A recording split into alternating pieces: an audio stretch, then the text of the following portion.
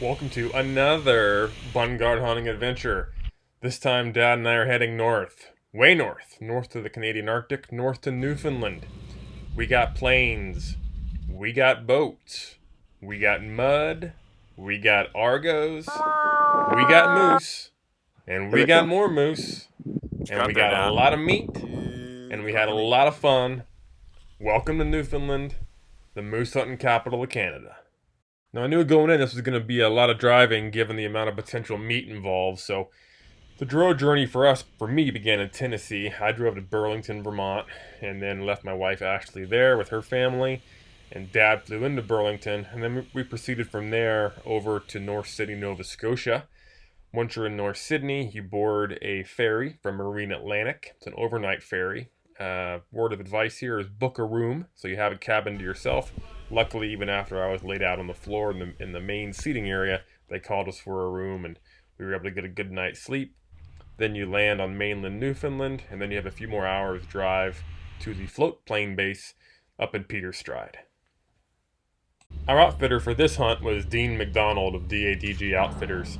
We got a hold of Dean through Bow Hunting Safari Consultants, and right away arriving in camp, we could see the quality of trophies coming off of his hunting areas, and that's really something I've learned over the years. If you want to go to have good quality, big age class animals where you're hunting, you got to get away from people and float planes and other means of getting out there, helicopters, rafts. If you get away from people, you generally have better quality animals. And so we were looking forward to this adventure, getting on a float plane there in Peter's Stride and getting out to their main base out on the lake system in the middle of the tundra. Once we got there, then it was meet and greets, unload, and get a feel for around camp. And we didn't waste any time. And the first evening, we were heading out on a boat.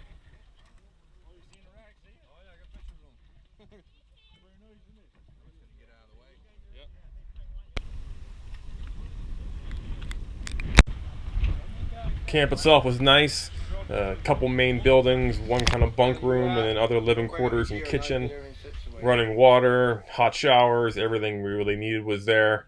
Once we got unloaded, it was time to hop in a boat and go set our foot on some Newfoundland ground and see what it was all about.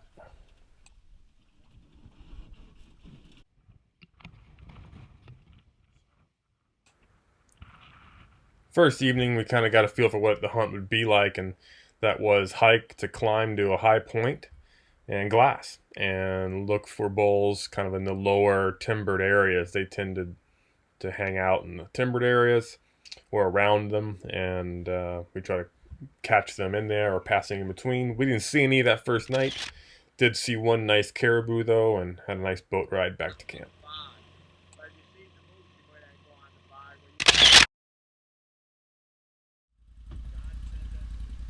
The next day we loaded up into an Argo and started using that to kind of get around. And they really, really shine on that soggy, wet tundra. When we fly it in, you really see how wet the land is. And so we started using that to get around, save some energy. And I think this day we climbed to another mountaintop. We hoped to call some bulls in. Nothing came close, but we saw some working in the next valley over. And we had sun, we had rain that day, we had snow that day. And it gave us a plan, though, for the next day to be able to. We decided to load up some gear, some overnight gear, and head to a spike camp, head to a ptarmigan hunting small wood-sided shack, and use that as a spike camp to hunt the next valley.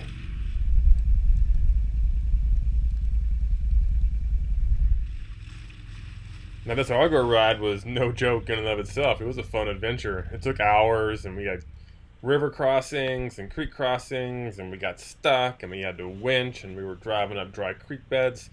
It was definitely an endeavor to get over to this cabin, but overall it was the right decision, because literally as we were working through it all and rolling up to the cabin, we spotted a bull chasing a cow, and off Dean and Dad went after it.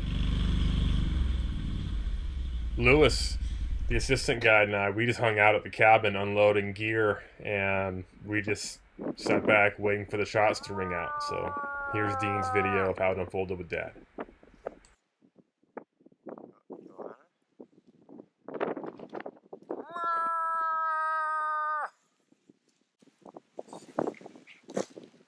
Joanna? Right on top of his back. Right there, look. Right there.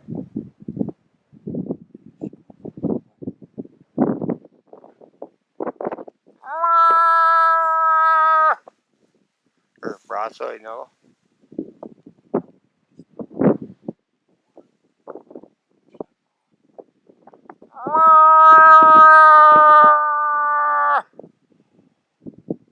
Oh!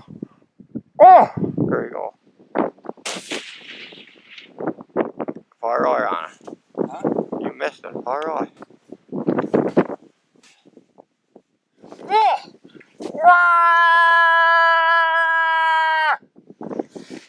Right on top of it. You in. You in. You give it to him again. You want to now. Show you. Shoot again. Yeah. Just put it right on top of his back.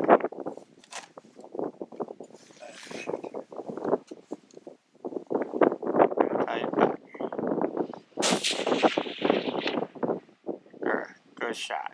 That hit him again? Yeah. Good shot, buddy.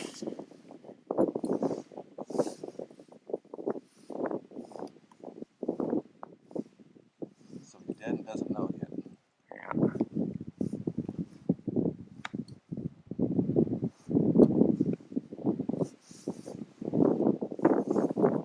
You give it to him again, you want to. Another one? Yeah.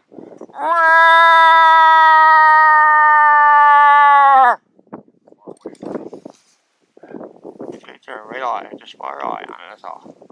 Oh, he's down. He's down. He's down.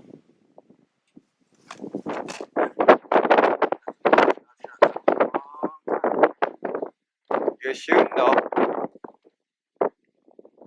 Except for shooting out of the free. That's a distance thing. Yeah. So what was that, about 300? Oh, he's up again. Okay, he's not going nowhere. Oh, what do you think of that? Well, it's a bull down. That's always good news. It's always good news. Yeah. So he's a decent little bull too. Well, I'm glad. Yeah. So for first bull. For first bull, so, yeah. For Newfoundland. It's beautiful. Yeah. Right outside camp and everything got out there. Yeah. Okay. Well, I don't know. You ran mine up and down a hill or two. Yeah, well, that's not now. For you boys, that's nothing. Yeah. But now it's all catwalk for you now. That's right. Okay. So thanks so much. You're welcome, buddy. I'll get back to the camp now. Okay. And I'll do what I'm going to bring it over to camp and clean it. Sounds like a plan. Okay. You're welcome. So that's how it went down. After some maneuvering and climbing and scrambling, Dad was eventually able to get the bull in his sights and ended up being around a 350-yard shot from that rock to where the bull was hit. So bull on the ground, Widesman tile, Dad, and it was time to let it soak in a little bit and then, you know, get to work. Here we are, boys, back again with Damon and his dad. Beautiful moose. Beautiful moose. Right outside the camp. What do you think? That's good to be on the ground. Long shot. Long shot made a long time, and feels good. Appreciate everything they've done to get me on this moose. No problem, buddy. Appreciate it. No problem. Anytime. What do you think, Damon? Awesome first bull. Awesome first bull, yeah. We've seen a few more around camp, so we're going out now in a minute and see if we can find another one for Damon.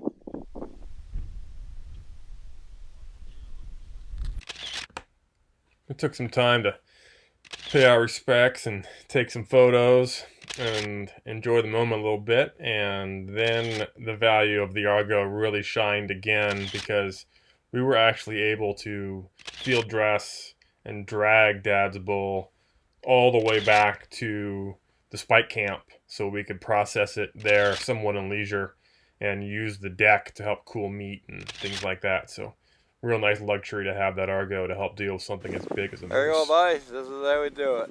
Moose bag at camp. Hey, think, Lewis? Perfect. What do you think Robert's going to think? Hey, Robert. Next to home. Perfect. Wasn't there not an hour. When there, not an hour. Got to the door and there was a moose. It really is hard to fathom how much meat there is on a mature bull moose until you really get to cutting one up and starting to work on it.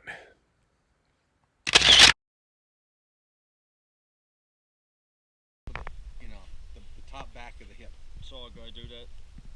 Moose running off. What you got there, Dad? Huge hunk of meat. They call it a brisket, backstrap.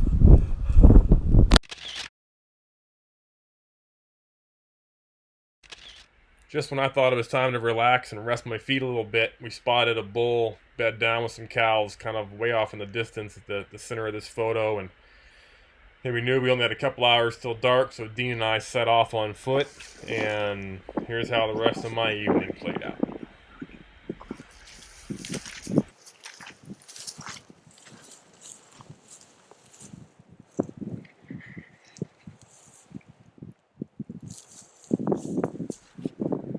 After a couple miles to get there, this bull was bedded down near the edge of some lakes, but we had our wind perfect. He was looking away. We had no idea we were there. I had made the decision to bring my rifle at this point. I was hunting with my Marlin 4570, and I basically stalked to within 100 yards on the nose. That's where I'm zeroed, and settled in, and then Dean did some calling to get him to stand up. Mwah. Mwah. Mwah. Mwah. Mwah. Mwah. Mwah. There you go. Give it to him. Give it to him again. You got it. Give it to him again.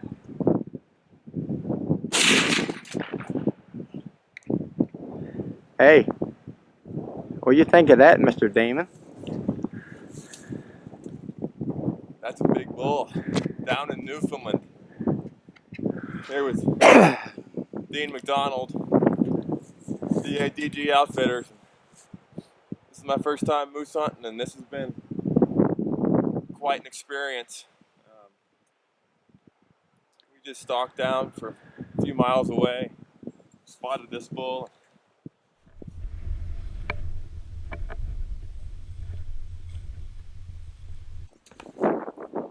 Even though I just finished handling one hours earlier, you just can't appreciate how big a moose is until you walk up on it again, and just really in awe of the size of these creatures.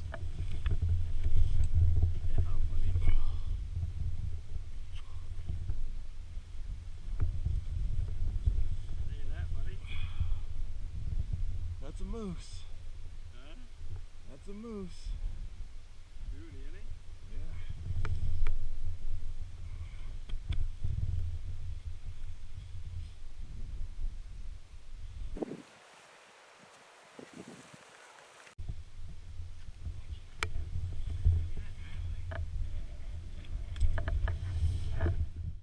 Here we are, boys, only a few hours later. Got his dad's this morning, got his this evening. Beautiful bull. Yeah, so a couple days in, we're seeing some bulls, some stuff way off, and today we just got in them thick. We got Dad on a bull this morning and had it cut up and in camp, and while we were resting and getting our energy back, we spotted another really big bull down in the bottom of this valley, and Dean and I set off, bushwhacked down here, and found the old boy. It's a beautiful moose. My first Newfoundland moose. Really, really happy with him. And feel really privileged to be up here and see in Newfoundland. Congratulations, buddy. Thanks a lot. Now you gotta come for a carve. Guaranteed. Okay. As always, took some time to appreciate the moment, be thankful, show my respects, and take some photos. There may be some question as to why so many shots. The first shot double lunged the bull. But on an animal like a moose, especially when there's water around that they may run into, if I get a follow-up shot, I take it. Now in this case, I was hunting with my Marlin 4570, and that's a round that I love because it's a slow-moving bullet that carries a lot of momentum, but it doesn't do a lot of meat damage. Here's some photos of the third shot that actually skipped off its spine, broke its neck. We found the lead core and the copper sheath in the far shoulder, about a few inches apart. They actually separated, but you can see how it skipped off the spine, did its damage, but there was no meat damage around that bullet at all. We just field dressed and propped my bull open for the night, and the next morning Lewis and Dean went back with the Argo, quartered it, picked it up, brought it back to the cabin, and by that afternoon we had 2 bulls hanging on the outside of the cabin, and we were heading back to the main camp.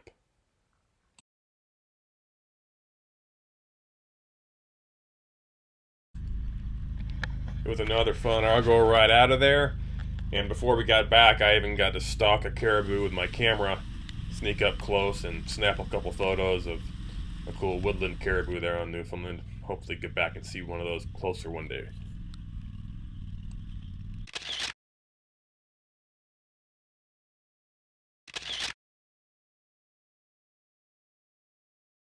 Back in the main camp, Dad and I were able to get to work cleaning our skulls and getting those processed and down to bone for the trip home.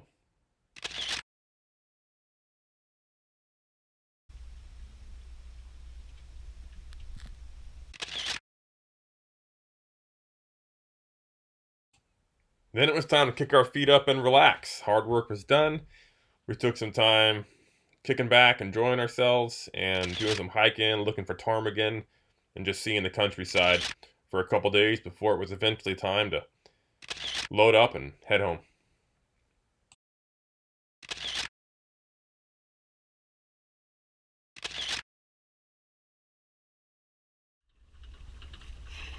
It's always bittersweet when hunts come to an end, but they all do, and it was time for us to cycle out, new hunters to come in, and hopefully they had a good week as well. We certainly did. One nice thing about our hunt was that with the meat hung on that remote spike camp, Dean actually took the Argo there and ran our meat all the way out to a road for pickup midweek, so it would be ready when we came back and landed on the float planes. But that was a really nice thing. Instead of bringing the plane in, the plane ride in is about a half an hour. So instead of bringing a flight in, he has a trail. It's a full day in and out, but he did some other supplies. So he actually Argoed the meat all the way out, picked some camp equipment up in the Argo, and then brought it all the way back for us. So that was nice. And when we landed back on the mainland, we just had to drive to Butcher Girl's meat processing to pick up our meat and load the truck and head back to the ferry.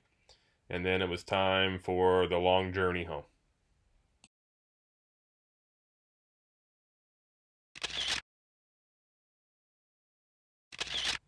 It took me about a week to get home back to Tennessee's fall colors and get to work on the skull. The meat was all nice and frozen still, and the meat was delicious. This was certainly a journey worth taking. If anybody has any questions, please feel free to comment below, and I'll do my best to answer them.